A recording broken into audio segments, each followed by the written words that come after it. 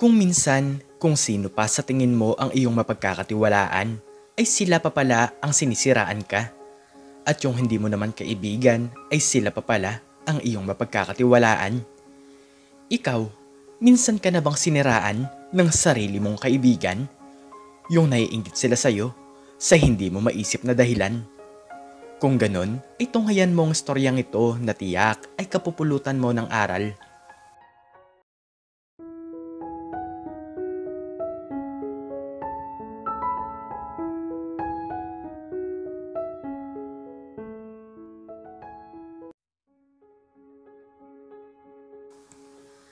Nakatira si Boyet at ang kanyang anak sa isang liblib na probinsya. Kakaunti lamang ang mga taong namumuhay doon at wala silang sari-sariling lupa. Mag-isang inaalagaan ni Boyet ang kanyang anak na lalaki dahil nawala ang kanyang asawa. Sa tingin nila ay naligaw ito sa kagubatan at baka kung ano na ang nangyari sa babae. Kung ano-ano na lamang ang naiisip ni Boyet na dahilan ng pagkawala ng kanyang asawa. Pero dumating ang araw na nakita nila ito sa malalim na bangin. Kumpirmado nila na ito ay nadulas, kaya ito binawian ng buhay. Ikinakalungkot ko ang nangyari sa asawa mo, Boyet. Pero ang mahalaga ay alam na natin ang dahilan ng bigla niyang pagkawala. Malungkot na sabi ni Mang Tasyo. Maraming salamat po sa inyong lahat. Sa wakas ay matatahimik na rin po ang aking isipan kung ano po talaga ang nangyari sa aking asawa. Magalang na sagot ni Boyet. Boyet, huwag kang mag-alala. Nandito lang kami para suportahan ka, pati na rin ang anak mong si Jared, sabi ng matandang lalaki. Halos lahat ng mga tao doon ay nagtutulungan. Pagtatanim ng gulay at pag-aalaga ng mga hayop ang trabaho ng mga taong nakatira doon. Wala silang hawak na mga pera at dito sila kumukuha ng pagkain sa pangaraw-araw. Umagang-umaga pa lamang ay narinig ng mga tao ang malakas na pagsigaw ng matandang si Mang Tasyo. Ang akala nila ay kung ano na ang nangyayari dito. Napag-alaman nila na nawawala ang alaga nitong kambing. Sino naman ang taong kumuha ng aking alaga? Sobrang sama naman ang kanyang pag-uugali. Nag-iisa na nga lang ang aking alaga, nanakawin pa sa akin. Nanghihinang sabi ni Mang Tasyo. Hindi nila lubos maisip na mayroong magnanakaw doon. Maganda kasi ang kanilang samahan at sa unang pagkakataon ay mayroong taong nawalan. Napapailing na lamang ang mga tao dahil hindi nila alam kung sino ba talaga ang magnanakaw. Nang dahil doon ay nilapitan ni Boyet si Mang Tasyo dahil naawa talaga ito sa matanda. Gusto niya itong tulungan dahil sa tuwing siya ang nangangailangan ay agad siya nitong tinutulungan. Mang Tasyo, malapit na pong manganak ang alaga kong baboy. Huwag po kayong mag-alala dahil bibigyan ko po kayo ng 2. Nakangiting sabi ni Boyet. Ang iba pa sa mga tao doon ay binigyan si Mang Tasyo ng kanilang mga pananim na gulay. Nang dahil doon ay nakahinga ng maluwag ang matandang lalaki. Maraming salamat naman sa iyo, Boyet, at muli mo akong binigyan ng pag-asa. Maraming salamat din sa inyong lahat dahil naramdaman ko na hindi dapat ako mamroblema. Naluluhang sabi ni Mang Tasyo. Ngunit habang nag-uusap-usap ang mga tao ay bigla nilang narinig ang isang malakas na tunog. Gulat na gulat sila nang tingnan nila kung saan ito nagmumula. Nakita nila ang isang malaking tigre na kung saan ay bigla na lamang napadpad sa kanilang lugar. Takot na takot ang mga tao doon kaya nagmamadali silang umuwi sa kani-kanilang bahay. Jared, wag na wag kang lalabas ng bahay ha. Sobrang delikado ngayon dahil may mabangis na hayop na nagpapagala-gala sa ating lugar. Payo ni Boyet sa kanyang anak na lalaki. 4 na taong gulang pa lamang ito kaya wala itong alam sa buhay kundi ang maglaro. Opo tay, dito lang po ako sa loob ng bahay. Sa tuwing wala po kayo dito ay isasarado ko po ang pintuan pati na rin po ang bintana. Magalang na sagot ng bata. Nabawasan ang pag-aalala ni Boyet sa kanyang anak. Masunurin kasi itong bata at wala itong sinusuway sa kanyang mga payo. Lumipas sa mga araw ay kung sino-sino na lamang ang nawawala ng mga alagang hayop. Iginawa na nila ito ng mga kulungan, ngunit sadyang pinapasok ito sa loob. Galit na ang mga tao sa tigre at ito talaga ang kanilang sinisisi. Lumipas ang 1 linggo ay mahimbing na mahimbing ang pagkakatulog ng mag-amang Boyet at Jared. Nagising na lamang ang lalaki nang marinig nito ang ungol ng tigre. Sobrang bilis ng pagkabog ng kanyang dibdib kaya agad niya itong sinilip sa bintana. Nako, baka ang aking alagang baboy naman ang kanyang kuhanin. Ano kaya ang pwede kong gawin para umalis siya rito? Hindi ko naman siya kakayanin na mag-isa. Kinakabahang sabi ng lalaki. Nakaisip naman ng paraan si Boyet at kinuha nito ang isang tipak ng karne ng baboy. Sabay ibinito niya ito sa malayo. Agad naman itong sinundan ng tigre at pagkatapos makakain ay iniwasan na nito ang kanyang bahay. Napabuntong hininga na lamang ang lalaki dahil ligtas na ang buhay nilang mag-ama. Niyakap ni Boyet ang kanyang anak dahil lubusan talaga siyang nag-alala. Maraming salamat po Panginoon dahil palagi niyo po kaming iniingatan. Salamat naman po at walang nasasaktan ng tigre dito sa aming lugar. Kinakabahang sabi ni Boyet sa kanyang isipan. Pero ang hindi alam ni Boyet ay hindi pala magandang ideya ang kanyang nagawa. Palagi siya nitong binabalik-balikan simula nang mabigyan niya ito ng pagkain. Takot na talagang lumabas ng bahay si Boyet dahil hindi niya alam kung anong oras at kung kailan ito darating. Napapansin din ng mga tao ang hindi paglabas ng lalaki. Isang araw ay muling nakita ni Boyet ang tigre. Nang dahil doon ay muli siyang nagbato ng pagkain na nagmula sa lamang loob ng kinatay niyang baboy. Sa ganitong paraan ay nababawasan ang kanyang pangamba dahil pagkatapos niya naman itong gawin ay umaalis na ito. Wala namang ibang kinakatakutan si Boyet kundi ang kanyang anak. Hindi niya ito pwedeng pabayaan lalo na sa ganitong sitwasyon sa kanilang lugar. Isang araw ay hindi na nakatiis si Mang Tasyo at pinuntahan nito ang lalaki. Boyet, halos 2 linggo ka na atang hindi lumalabas ng bahay. Nagtataka lang talaga ako sa mga ikinikilos mo ngayon. Tanong ng matandang lalaki. Mang Tasyo, umuwi na po kayo. Palagi po akong pinupuntahan dito noong mabangis na hayop. Hindi po ako makalabas dahil binabantayan ko po ang aking anak. Nagmamadaling sagot ng lalaki. Nang dahil doon ay nakaisip si Mang Tasyo ng paraan upang mapalayas ang tigre sa kanilang lugar. Nalaman kasi nito na palagi pala nitong pinupuntahan ang bahay ni Boyet. Kung ganun, isasabihin ko ito sa ating mga kasamahan. Aabangan natin ang tigre para siya ay mapalayas. Patuloy pa rin kasi ang pagkawala ng mga hayop dito sa ating lugar. Matapang na sabi ni Mang Tasyo. Isang gabi ay nag-usap-usap ang mga tao doon tungkol sa kanilang gagawin. Kumuha sila ng mga sanga ng kahoy at pinatulis nila ang dulo nito. Handang-handa na talaga silang mapalayas ang hayop na kumukuha sa kanilang mga alaga at sumisira sa kanilang mga pananim. Isang gabi ay pumunta sila sa bahay ni Boyet at nagtago sila sa loob nito. Inaabangan ng mga tao ang pagdating ng tigre at sa oras na makita nila ito, ay pagtutulong-tulungan nila itong itaboy sa malayong lugar.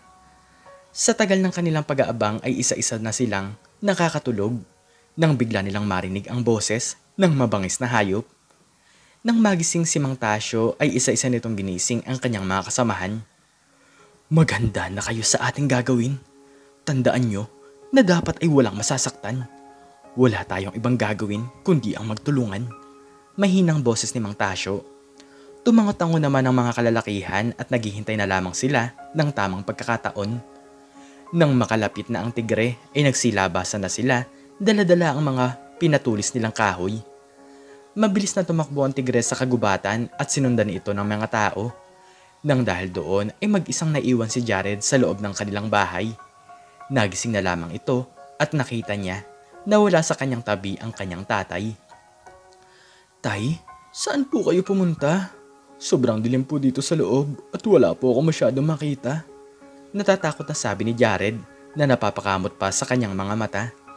Nang dahil sa pagka-inosente ng batang si Jared ay nalimutan na nito ang payo ng kanyang ama.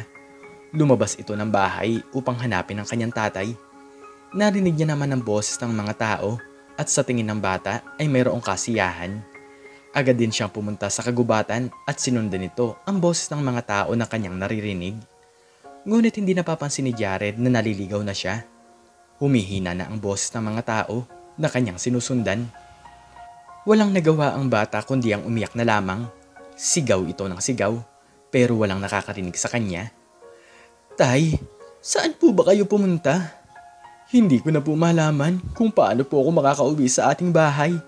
Umiiyak na sigaw ni Jared. Nagbabaka sakali ang bata na matuntun niya ang daan pauwi sa kanilang bahay. Nagdare-diretso ito sa kanyang paglalakad Ngunit mali naman ang kanyang dinaraanan. Mas lalo pa itong napalayo sa kanilang tahanan. Nasaan na kaya ang tigre? Nakita niyo ba? Tanong ni Mang Tasyo. Hindi na po namin nakita. Pero malayong lugar na po to. Sa tingin ko po ay hindi na po siya babalik dito nang dahil sa takot. Ang akala niya kasi ay siya ang maghahari dito sa ating lugar. Ang hindi niya alam ay ang mga tao dito ay walang inuurungan. Masayang sagot ng isang lalaki. Sama-samang umuwi ang mga tao sa kani-kanilang tahanan. Pero bigla na lamang naalerto si Boyet nang hindi niya makita ang kanyang anak. Agad niya itong ipinagbigay alam sa mga tao. Iyak ng iyak ang lalaki dahil ito na lang ang nag-iisa niyang kasama sa buhay. Kinabukasan ay nakaramdam ng gutom ang batang si Jared. Hindi pa rin ito malaman kung saan ang pauwi sa kanila. Habang naglalakad ang batang lalaki ay nakita niya ang isang puno ng mangga na punong-puno ng bunga. Agad niya itong inakyat upang mapakain ang kanyang sarili. Gulat na lamang ang bata nang makita niya ang tigre. Huwag mo akong sasaktan ha. Wala akong ginagawang masama sa iyo.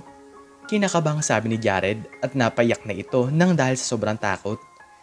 Hindi makababa ang bata dahil patuloy itong inaabangan ng mabangis na hayop. Pero ilang sandali pa ay nangalay na ang mga braso nito. Walang nagawa si Jared kundi ang bumaba sa puno. Tatakbo na sana ang batang lalaki, ngunit bigla naman siyang dinilaan ng tigre. Wala itong ginawang masama sa kanya dahil hindi niya rin naman ito sinaktan. Nang dahil sa pagka-inosente ni Jared ay hinimos pa nito ang ulo ng tigre. Mabait ka naman pala, pero bakit kaya takot sa'yo si tatay? Gusto mo bang alagaan ka namin? Masayang tanong ni Jared. Kung saan maglakad ang tigre ay sinusundan ito ng bata. Masayang-masaya ito dahil sa wakas ay mayroon na siyang kasama. Nagulat na lamang ang bata nang makita nito ang maliit na mga tigre. Mayroon pala itong mga anak na pinapakain nito sa pang-araw-araw. Kawawa ka naman pala. Sige, pag nakauwi ako sa aming bahay ay sasabihin ko kay tatay na bigyan ka ng pagkain. Inosenteng sabi ni Jared. 3 araw na ang lumilipas ay hindi pa rin nakakauwi ang bata sa kanilang bahay.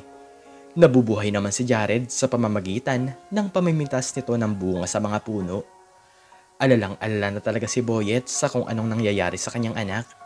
Nang dahil doon ay muling nagtipon-tipon ng mga tao upang hanapin ang bata. Muli ay ang tigre ang sinisisi ng matandang lalaki na si Mang Tasyo. Hindi pa rin ata tumitigil ang tigre sa pamamarwisyo sa atin. Dapat nating mahanap si Jared dahil baka kung ano na ang nangyayari sa kanya. Sana naman ay maayos ang kanyang kalagayan, sabi ni Mang Tasyo. Iyak na lamang ng iyak si Boyet nang dahil sa kawalan ng pag-asa. Ngunit habang nagtitipon-tipon sila ay bigla nilang narinig ang boses ng bata. Tay, nandito na po ako at meron po akong kasama. Masayang boses si Jared. Sa pagsilip nila sa bintana ay nakita nila ito, akay-akay ng tigre. Dala-dala ni Jared ang maraming prutas na pinitas nito galing sa kagubatan. Takang-taka talaga ang mga tao dahil hindi nito sinaktan ang bata. Dahan-dahang nilapitan ni Boyet ang kanyang anak at pagkatapos noon ay mapayapang umalis ang tigre. Alam niyo po ba tay, marami po pala siyang anak. Kalapit ko po silang matulog. Hindi ko na nga po alam na ihahatid niya na po pala ako dito, pauwi sa ating bahay. Mabuti naman po at tinulungan niya po ako. Masayang sabi ni Jared. Naisip ni Boyet na tinulungan din siya ng tigre dahil palagi niya itong binibigyan ng pagkain. Isa din pala itong magulang na pinapakain ng kanyang mga anak. Hindi makapaniwala ang mga tao nang dahil sa nangyari at nang dahil doon ay nawala ang takot nila sa tigre. Lumipas ang mga araw ay hindi na ito nagpakita sa kanila, ngunit patuloy pa rin ang pagkawala ng kanilang mga alagang hayop. Isang lalaki ang nakakita kay Mang Tasyo na ninanakawan ng alaga ang isa sa kanilang kasamahan. Agad niya itong sinundan at nakita niya ang isang lihim na kulungan ng matanda. Hindi pala talaga ang tigre ang salarin, kundi si Mang Tasyo pala talaga ang magnanakaw. Nagtatago lamang pala ito sa kanyang maamong muka, pero ito pala talaga ang gumagawa ng masama. Ipinagsabi ito ng lalaki sa kanilang mga kasamahan at ipinakita nito ang sekretong kulungan. Sobra talaga silang dismaya kay Mang Tasyo sapagkat akala nila ay mabait ito. Pahiyang-pahiya ang matandang lalaki nang mahuli siya ng mga tao. Kaya simula noon ay wala nang nawawala sa kanilang mga alaga. Naisip nila na kung ang tigre ang kumuha nito, edi sana ay rinig nila ang ingay ng mga hayop. Simula noon ay hindi na nila pinagkatiwalaan si Mang Tasyo. Hindi pala dapat ang tigre ang kanilang kinakatakutan, kundi ang matanda na mukhang mabait na kung saan ay may itinatagong panlalamang. Hindi natin dapat husgahan ng isang tao base sa kanyang panlabas na anyo. Ang tunay na kabutihan ay nasa puso. Huwag kang mambintang hanggat hindi mo alam ang katotohanan. Baka kung sino pa ang taong hinuhusgahan mo, ay ito pa pala ang makakatulong sa'yo. Mahalin mo ang iyong kapwa at iwasan mo na mag-isip ng masama. Ikaw, anong natutunan mo sa istoryang ito? I-comment mo sa baba ang iyong natutunan. At hanggang dito na lamang po nagtatapos ang aking istorya at sana po ay nagustuhan niyo po ito. Please like, share, and subscribe and click the notification bell para lagi kang updated sa mga bago kong istorya. Muli ay maraming salamat po at God bless us all.